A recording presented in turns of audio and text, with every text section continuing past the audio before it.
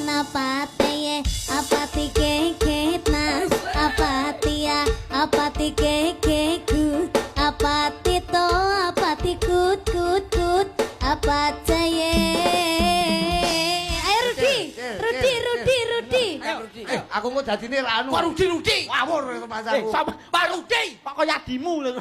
Aku. Kayak.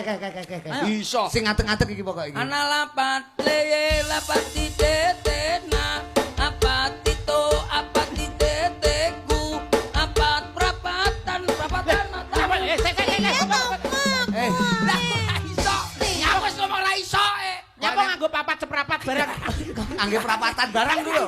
Lah ya pokoke papat-papat ya wis oleh. Liyane. Paling enggak yuk waktuku gabut aku tak tahu yang kriwut-kriwut. Ih, apa nih?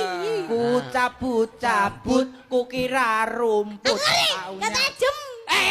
Hei. Jembut. Apa? Ayo, Niken. Kil.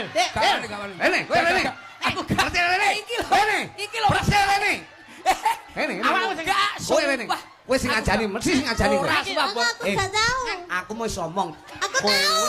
Kowe tuwek dhewe. Aku gak bos. Kowe tuwek lho. Ayo. Aku lho ora ngerti apa-apa. Aku wis ngomong. Aku mau kon jawab ngono apa mbak Percil Nah, Pak? iki lho, kowe ora tanggung jawab kowe. Padahal mau ning jero. Mongko aku wis ngomong lho, kowe tuwek. Ayo, lho, baleni Cil. nae ya, Iku lek ngantek kleru sing tanggung jawab kowe. Kowe tuwek dhewe. Ku kira jempol berambut. Lah, Lah wis Jempol, tapi sampean sing singkat salah jenenge ngene. jembut. Nah, aku wis. Ampun. Aku. Aku iki cangkeme viral boko aku malah. Gak. Anu ketere untalen. Sik, aku bisik ono aja nganggo mic.